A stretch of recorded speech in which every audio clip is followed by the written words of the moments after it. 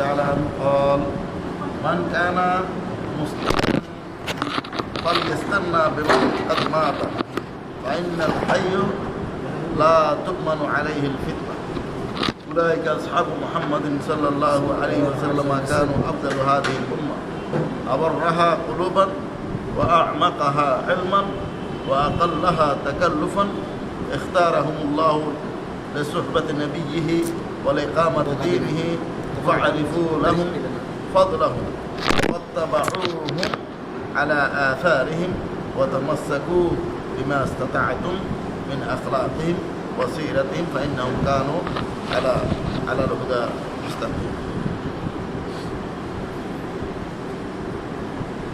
হযরত ইবনে মাসউদ রাদিয়াল্লাহু তাআলা আনহু থেকে হাদিসটি বর্ণিত। আব্দুল্লাহ ইবনে মাসউদ রাদিয়াল্লাহু তাআলা আনহু থেকে হাদিসটি বর্ণিত। তিনি বলেন, মান কানা মুস্তান্নান ফালিয়াস্তান্না বিমান কাদ মাত। যে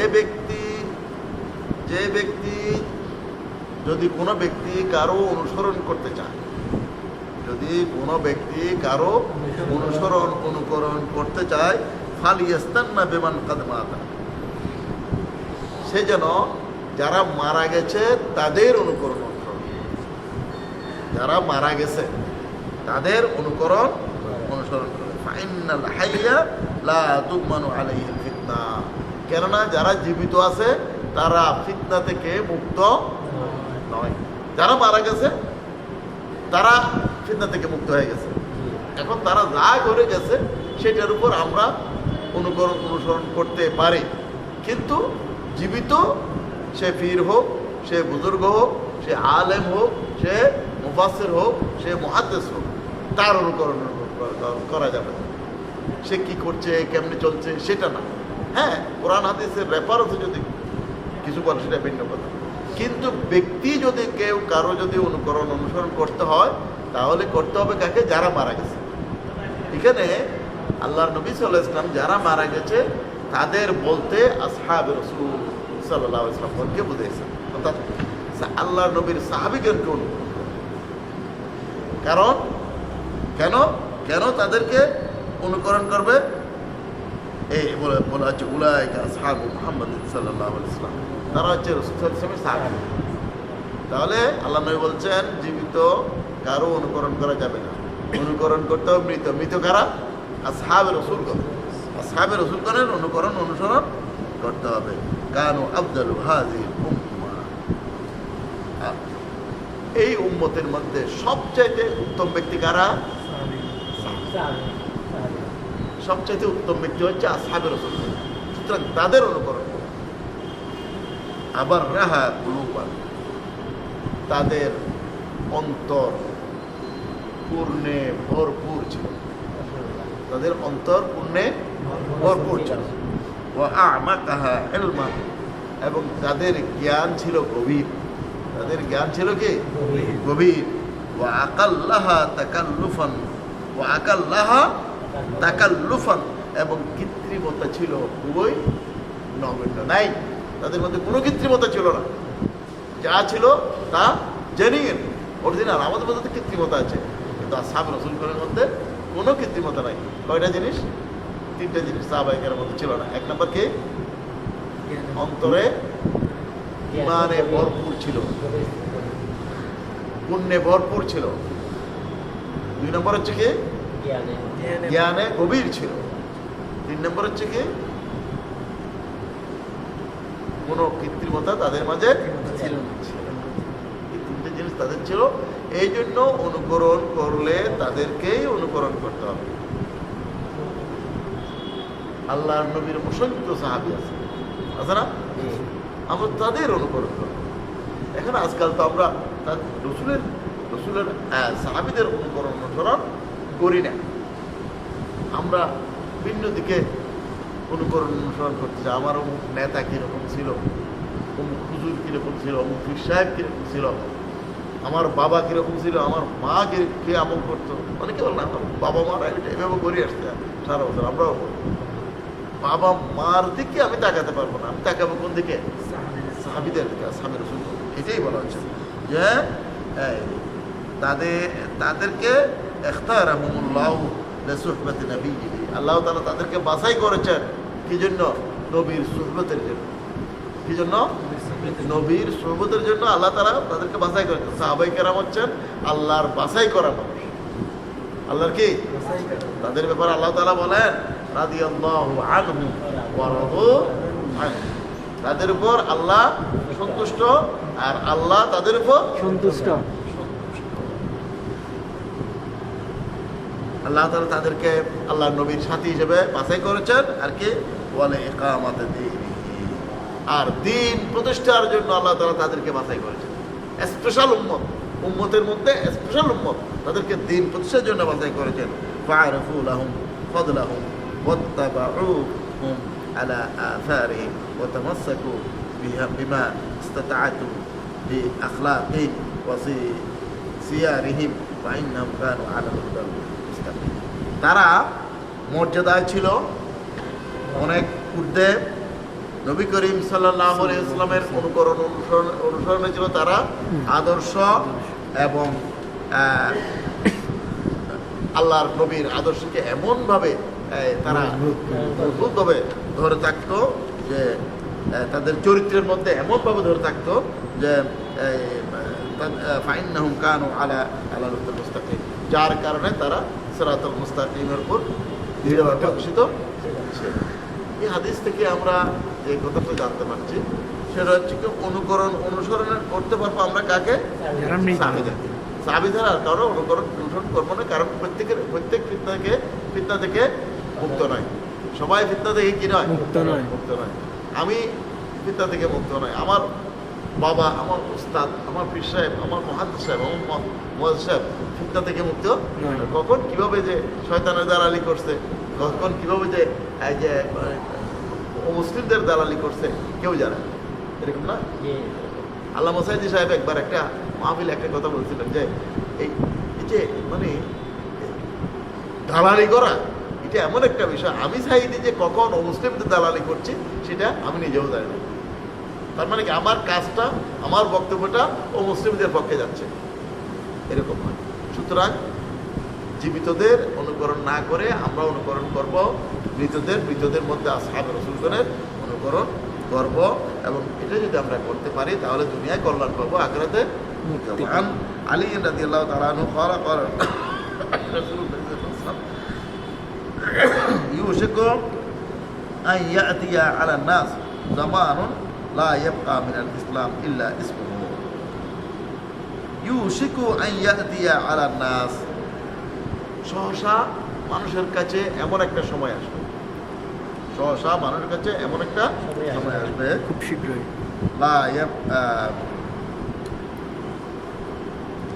জামানুন লা ইয়াবকা মিনাল ইসলামে ইল্লা ইসমুহু, যেই সময়ের মধ্যে মানুষের কাছে ইসলামের নাম ছাড়া আর কিছু থাকবে না। শুধু কি থাকবে? ইসলামের নাম থাকবে, কিন্তু ইসলামিয়ত থাকবে না। ওয়ালা ইয়াবকা মিনাল কুরআন ইল্লা রাসমুহু, আর তাদের কাছে কোরআন থাকবে কিন্তু কোরআনের কিছুই বাকি থাকবে না, হরফ ছাড়া। কোরআনের হরফ ছাড়া কোরআনের আর কিছু বাকি থাকবে না। তার মানে কোরআনের কোনো হুকুম বাস্তবে থাকবে না, শুধু তেলাওয়াত থাকবে, এই এতটুকু তেলাওয়াত করলে 10 নাকি এতটুকুই থাকবে। কোরআনের কোনো হুকুম বাস্তবায়িত থাকবে না।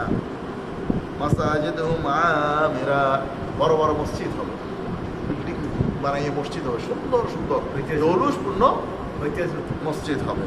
ওয়াহিয়া খারাবুম মিনাল হুদা, কিন্তু এই মসজিদের মধ্যে কোনো হেদায়েত থাকবে না, এই মসজিদে কোনো হেদায়েত থাকবে না।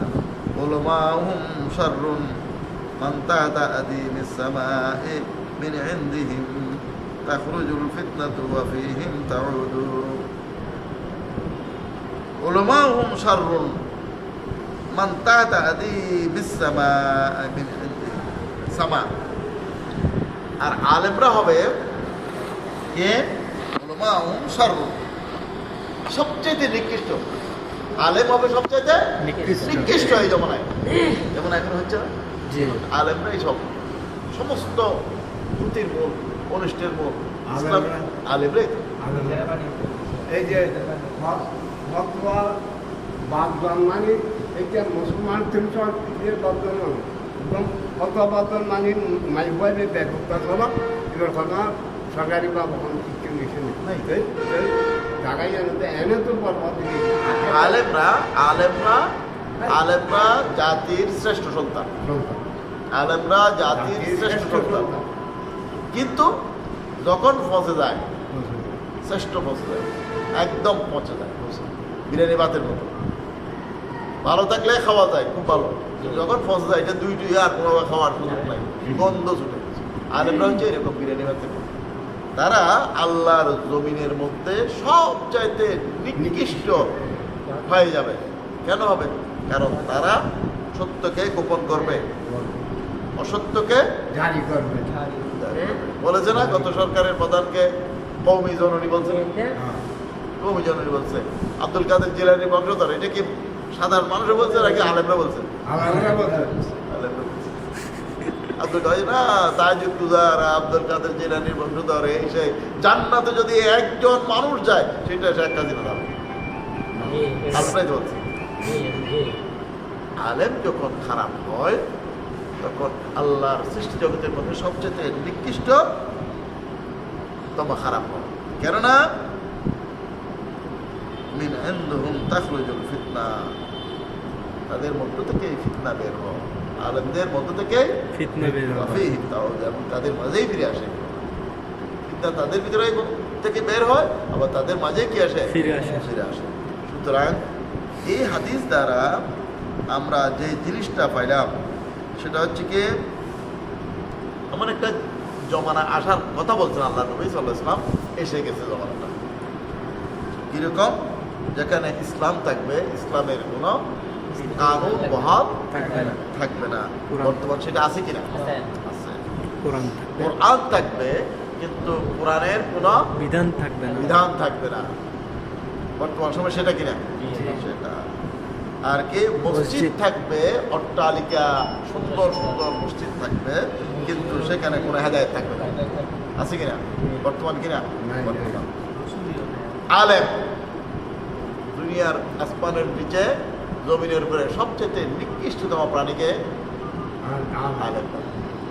আলেমরা বর্তমানে আলেমরা। আমাদের করণীয় হচ্ছে এই চারটা বিষয়কে মাথায় রেখে আমাদের কর্মকর্তা নির্ধারণ করা, ইসলামকে ইসলামের মতো পালন করানোর জন্য উদ্যত করা। আল্লাহ তাআলা বলেন, ইয়া আইয়ুহাল্লাযীনা আমানু, হে ঈমানদারগণ, উদখুলু ফিস-সিলমি কাফা, ইসলামে তোমরা পরিপূর্ণভাবে দাখিল হও। আফাতুমিনুনা বিবা'দিল কিতাব ওয়া তাকফুরুনা বিবা'দ, তোমরা কি কোরআনের কিছু অংশ মানবা, কিছু অংশ মানবা না? না, এটা না, পুরা কোরআন তোমাদেরকে মানতে হবে। আমরা কিছু অংশ মানি, কিছু অংশ আল্লাহ নামাজ পড়তে বলছেন, নামাজ পড়ি আমরা, কিন্তু সুদ খাওয়া হারাম বলছেন, কিন্তু আমরা সুদ খাই। তাহলে কিছু মানলাম, কিছু মানলাম না। আলহামদুলিল্লাহ আমাদের ব্যস্ততা এত বেড়ে গেছে, সময় দিতে পারি না দিন বুঝার জন্য, সময় দিতে পারি না। আমরা শুনি না, আমরা সব জানি, সব পণ্ডিত হয়ে গেছে। আসলে পরে দেখলাম হয়তো সর্বসাকলে কথা বলে 2 মিনিট 3 মিনিট বলা হবে, কারো সময় নাই, সব ব্যস্ততা চলে গেছে। কিন্তু যখন নিঃশ্বাস চলে যাবে কোনো ব্যস্ততা আর নাই, কি বলছি, কি বলা হচ্ছে, আচ্ছা ভাই, তাহলে আমাদেরকে আমাদের কর্মকর্তা সৃষ্টি করতে হবে কিভাবে? প্রথমত ইসলামকে পরিপূর্ণভাবে মানতে হবে, দ্বিতীয় হচ্ছে কি কোরআনকে কোরআন যেভাবে বোঝা দরকার সেভাবে বুঝতে হবে। কোরআন যেভাবে বোঝা দরকার সেভাবে বুঝতে হবে। ফাঁস কাটাইয়া না, ফাঁস কাটাইয়া চলে যায়। আল্লাহ বলেন যে ওয়ালি তুকাব্বিরুল্লাহ আলা মা হাদাকুম, তোমরা তাকবীর বলো। তাকবীর কি? নারায়ে তাকবীর, আল্লাহু আকবার বলো। কি জন্য বলবা? আলা মা হাদাকুম, আল্লাহ যে তোমাদেরকে হেদায়েত দিয়েছে এই জন্য তোমরা কি বলো? তাকবীর বলো, নারায়ে তাকবীর, আল্লাহু আকবার বলো। আমরা এটা দিতে ভয় পাই, দিতে লজ্জা লাগে। হ্যাঁ, দেওয়ার নিষিদ্ধ করে দিয়েছে, দিলে জঙ্গি বলে জেলে ঢুকেছে, বুঝতে না? আমরা উঠে গেছি, আমরা বলা বন্ধ করে দিয়েছি, হক কথা বলাগুলো বন্ধ করে দিয়েছি, সত্যটা আমরা গোপন করছি। এরপরে মসজিদগুলোকে হেদায়েতের কেন্দ্রবিন্দু বানাতে হবে। মসজিদে তালা লাগবে কেন? নামাজ শেষ মসজিদ তালা কেন? কেন? মসজিদ মুসলমানদের প্রাণ কেন্দ্র, তালা খোলা থাকবে। মুসলমানরা আসবে যাবে, মুসলমানের ছেলেরা বাচ্চারা মসজিদে আসবে যাবে। এখন আমরা কি করেছি? সুন্দর সুন্দর মসজিদ বানাইছি, কার্পেট বিছেছি, তালা লাগিয়ে রাখছে, কার্পেট নষ্ট হয়ে যাবে। এই মসজিদ কেন? মসজিদ হচ্ছে হেদায়েতের কেন্দ্রবিন্দু। আল্লাহ নবী সাল্লাল্লাহু আলাইহি ওয়াসাল্লাম এই মসজিদে বসে দুনিয়া সরকার চালাইছে। ওমর ফারুক রাদিয়াল্লাহু তাআলা মসজিদে বসে অর্ধ পৃথিবীকে শাসন করছে। এখন আমরা এমারা বানাই ফেলছি, সুন্দর সুন্দর করছি মসজিদকে। কি কম্পিটিশন মসজিদ বানানো, কিন্তু হেদায়েত থেকে বঞ্চিত। তালামারি রেখে হেদায়েত হবে থেকে। আলেমরা কথা বলতে পারে না, কোরআনের দরস দিতে পারে না, হাদিসের দরস দিতে পারে না। দেখেন না, সব মসজিদে একই অবস্থা, জামাত শেষ তালামারা। এটা কত বলো না, হাসিনা ব্যস্ত বিক্রি কেমনে না? মসজিদকে হেদায়েতের কেন্দ্রবিন্দু বানাতে হবে। এখানে বিচার ফাইসালা হবে, এখানে রোগীদের চিকিৎসা হবে, এখানে জারফুক হবে, এখানে দিনের তালিম হবে, অন্তরের চিকিৎসা হবে, বাইরের চিকিৎসা হবে, সব কিছু এখানে হবে। সমস্যাগুলো এখানেই সমাধান হবে, মসজিদেই সমাধান হবে। আর এইভাবে যদি মসজিদকে আমরা সামাজিক কর্মকাণ্ডের কেন্দ্র বানাতে পারি, তাহলে ওই মসজিদ হারানো গৌরবটা, তাহলে আমরা এটা চিন্তা করবো, মসজিদকে হেদায়েতের কেন্দ্রবিন্দু, সামাজিক কাজকর্মের কেন্দ্রবিন্দু বানাতে চেষ্টা করবো। আর আলেমদেরকে বাছাই করবো, কোন আলেমগুলো প্রকৃত আলেম, কোরআন সুন্নাহর আলোকে কথা বলে, কারা হেদায়েতের উপর অটল আছে, তাদেরকে অনুসরণ করবো, তাদেরকে হাইলাইট করবো। আর যারা হেদায়েতের উপর কি অটল তা নাই, বাজে কথা হয়েছে কি একটা জানি, ইউটিউবের মধ্যে বলা শুনলাম, সে নামাজ পড়ার ব্যাপারে সে বললো যে নামাজ না পড়ার জন্য। কেন ফিসাব নামাজ পড়বে কেন? নামাজ বোঝার দরকার নাই, এই নেই সেই নেই, বহুত কথা, অনেক রোজা রাখবে, আল্লাহ রোজা রাখতে বলে নাই, কৃমি গুলো কষ্ট পাবে। হ্যাঁ, মানে কৃমি পেটের মধ্যে কৃমি আছে, খাবার পাবে না, সির আছে, ক্রিম আছে, এরা খাবার পাবে না, কষ্ট পাবে। কিয়ামতের মানে তারা আল্লাহর কাছে কি করবে? ফরিয়াদ করবে, আসামি করবে আমারে। সুতরাং আমি রোজা রাখবো কেন? রোজা রেখে আবার অপরাধ করবো? রোজা রেখে অপরাধ কেন করবো? দেখেন কি ফতোয়া এই আলেম। সুতরাং আলেমদেরকে বাছাই করবো। আলেম তো অনেক আছে। আল্লাহ তাআলা কিয়ামতের মাঠে সর্বপ্রথম 3 শ্রেণীর মানুষদের বিচার কাজ শুরু করবেন। কয় শ্রেণী? 3 শ্রেণী। সর্বপ্রথম 1 শ্রেণী হচ্ছে আলেম। আলেমদেরকে বিচারের প্রথম কথা, আসো তোমরা আসো, বলিও কি করছো দুনিয়ায়, কি করছো? তুমি বলবে আমি তো অনেক কিছু করছি, এই করছি, সেই করছি, মাদ্রাসায় পড়াইছি, মসজিদে খুতবা দিছি, মানুষকে গায়ে দেয় দিয়েছে। তুমি মিথ্যাবাদী। ফেরেশতাদেরকে খুদু ফাগুল্লু সুম্মাল জাহিম সাল্লু, তারা অ্যারেস্ট করো, খুদু তাকে কি করো? অ্যারেস্ট করো। ফাগুল্লু হ্যান্ডকাপ লাগাও, সুম্মাল জাহিম সাল্লু, জাহিমে পৌঁছাই দাও। কোথায়? জাহিম, জাহিমে পৌঁছাই দাও, জাহিমে, জাহান্নামে পৌঁছে দেয়, জাহান্নামে নিক্ষেপ করবে। এই আলেমকে আমরা তাদেরকে অনুকরণ করে আসলে দিন খারাপ করতেছে কারা? আলেম। সুতরাং আমরা ভালো আলেমগুলো বাছাই করবো, যে সমস্ত আলেমগুলো ভালো মনে হবে তাদেরকে আমরা কি করবো? অনুকরণ। তাদের কথাগুলো যদি সুন্দর হয়, কোরআন ও হাদিসের আলোকে হয়, তাহলে আমরা কি করবো? আমাদের মধ্যে এমন আলেমও আছে যারা আপনি যদি কোরআন পড়েন, আপনাকে বলতে কোরআন পড়িও না, কোরআন পড়তে হলে 6টা উসুল দেখতে হয়। হ্যাঁ, বালাগাত, ফাসাহাত, মানতিক, এই সে নাহু, সরফ, এগুলো সব জানলে তারা তাফসীর করবে। আপনি পড়িয়েন না, আপনি বরঞ্চ এগুলো না পড়ি, এই বইটা এগুলো পড়েন। আপনাকে নিরুৎসাহিত করে দিল কোরআন বোঝার ক্ষেত্রে। কিছুই লাগে না কোরআন বুঝতে। আসহাবে রাসূল খানের কাছে কি এত জ্ঞান ছিল? তারা কোরআন বুঝছে, তারপরে তারা আরবি ভাষী ছিল, তারা আরবিতে কোরআন বুঝে গেছে। এখন আমরা আরবি ভাষী নই, কিন্তু আমরা বাংলাভাষী হলো, আমাদের কাছে এখন বাংলা তাফসীর এসে গেছে, বাংলা তাফসীর এসে গেছে। আমরা এগুলো পড়বো, বাংলা তাফসীর বুঝবো, কি বুঝাচ্ছে, কি দিচ্ছে এখানে। আমাকেও প্রেসক্রিপশন দিচ্ছে, তিবিয়ান আল্লাহ কুল্লু শাই, প্রেসক্রিপশন দিচ্ছে আল্লাহ, ওষুধ, রোগের ওষুধ। তো রোগের ওষুধ এটা আমি শুধু দেখে দেখে থাকলে হবে? দেখতে এটা পড়তে হবে, বুঝতে হবে, ওষুধ কিনতে হবে, খাইতে হবে, তারপরে তো রোগ ভালো হবে। সুতরাং কোরআনকে বোঝার ক্ষেত্রে আমরা সহি আলেম যারা তাদেরকে অনুসরণ করব, বাকিদেরকে আমরা পরিহার করব। এরপরে যে হাদিসটা আমরা তেলাওয়াত করব, হ্যাঁ সর্বশেষ হাদিস একটা তেলাওয়াত করবো, সেটা হচ্ছে আন محمود بن لبيد رضي الله تعالى عنه أن النبي صلى الله عليه وسلم قال اثنتان يكرههما ابن آدم বনি আদম দুইটা জিনিসকে অপছন্দ করে, মানুষ দুইটা জিনিসকে অপছন্দ করে। আল মউত, একটা কি মৃত্যুকে অপছন্দ করে। আমরা কি পছন্দ করি মৃত্যুকে? না, পছন্দ করি না। দুনিয়ার বুকে যদি কোনো নিষ্ঠুর কিছু থাকে থাকে, আল্লাহর সৃষ্টি নিষ্ঠুর কোনো সৃষ্টি যদি থেকে থাকে, সেটা মৃত্যু, ঠিক না? দুনিয়া থেকে, আমার সন্তান থেকে, আমার স্ত্রী থেকে, আমার মা থেকে, আমার বাপ থেকে, আমার বন্ধু বান্ধব সব কিছু থেকে মুহূর্তে বিচ্ছিন্ন করে দিচ্ছে। সবচেয়ে কি আমরা কেউ পছন্দ করি না, কেউ পছন্দ করি না। কিন্তু বলা হচ্ছে ওয়াল মাউতু খায়রুল লিল মুমিনিনা মিনাল ফিতনাহ, কিন্তু মুমিনদের জন্য মৃত্যু উত্তম। মুমিনদের জন্য মৃত্যু উত্তম। কেন উত্তম? কারণ মৃত্যুর পর আর ফিতনা নাই, পর আর কি নাই, মৃত্যুর পূর্বক্ষণ পর্যন্ত ফিতনা আছে। কখন আমার ঈমান নষ্ট হয়ে যাবে, কখন এই দাজ্জাল এসে আমার ঈমানটাকে নষ্ট করে দেয়, একটা রিস্ক থেকে যায়। মৃত্যুবরণ করে ফেললে এই রিস্ক শেষ হয়ে গেছে।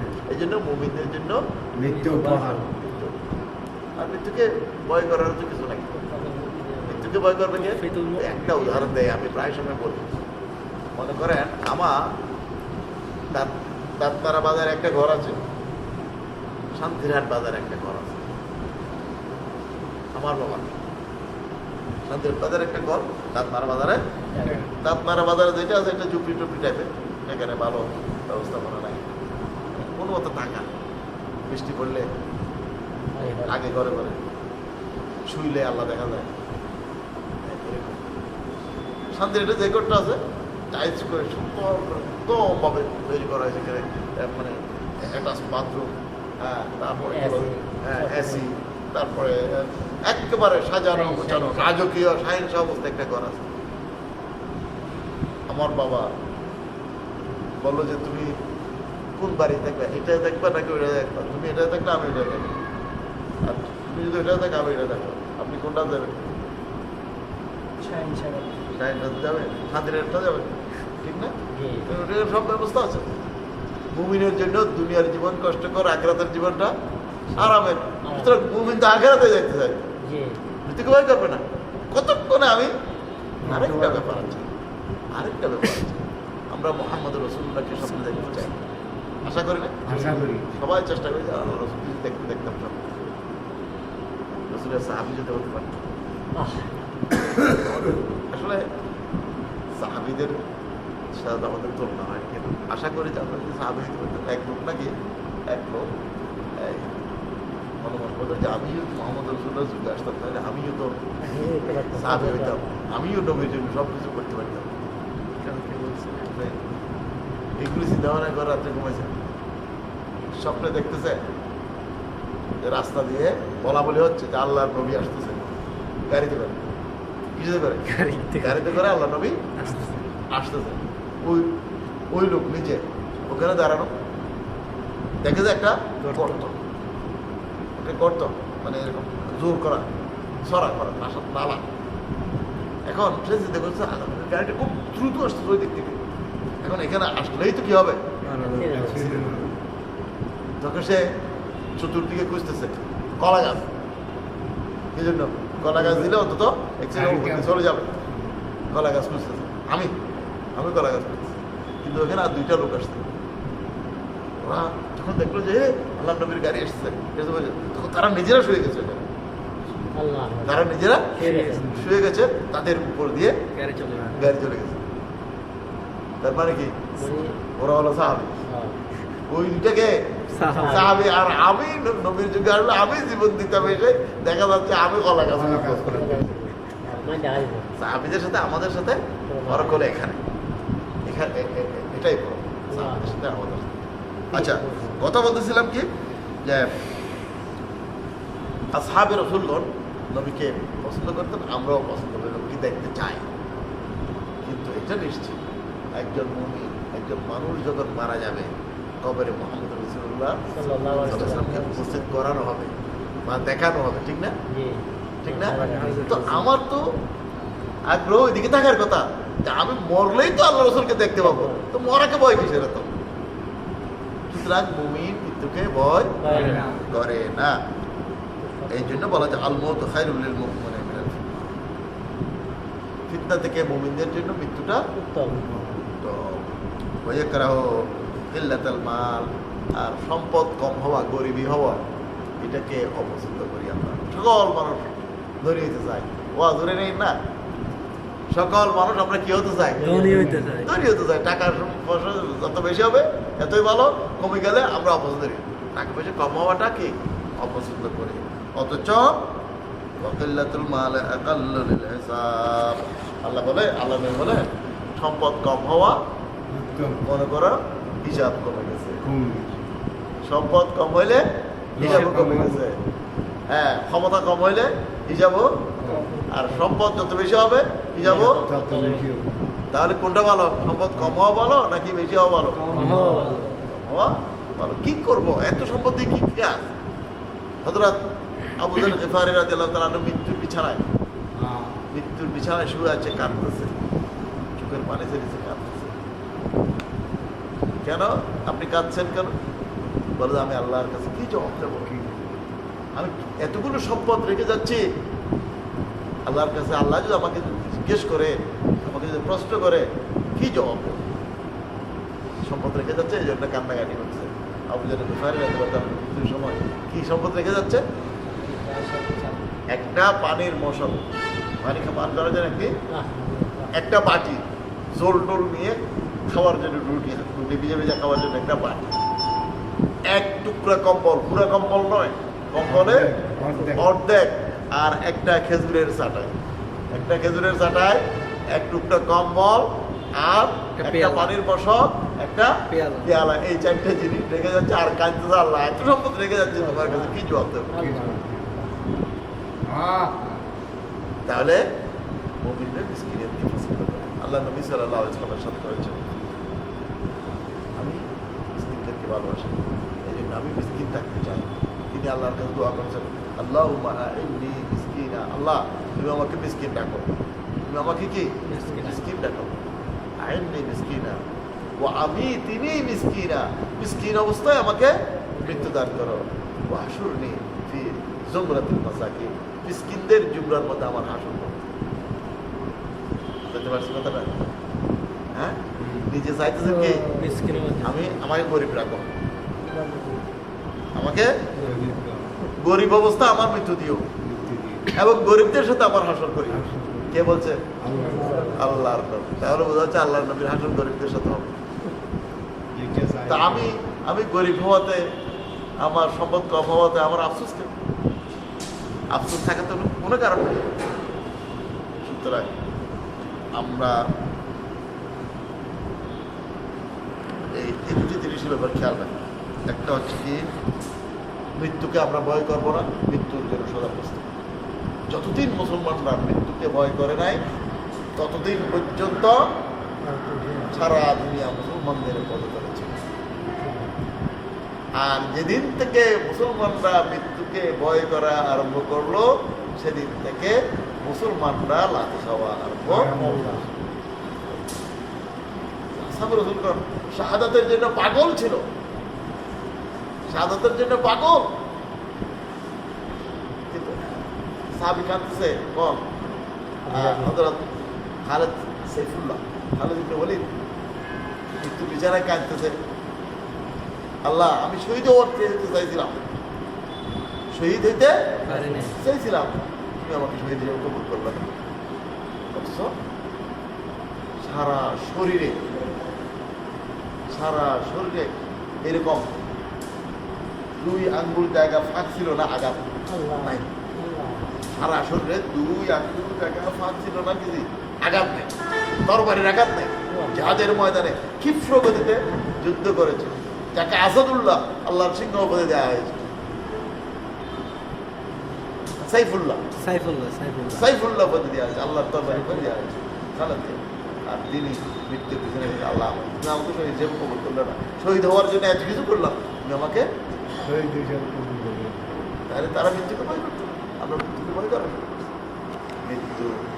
মৃত্যুকে ভয় করে কোনো লাভ নেই। মৃত্যু অবধারিত, মৃত্যু অবধারিত মরতেই হবে, মরতেই হবে।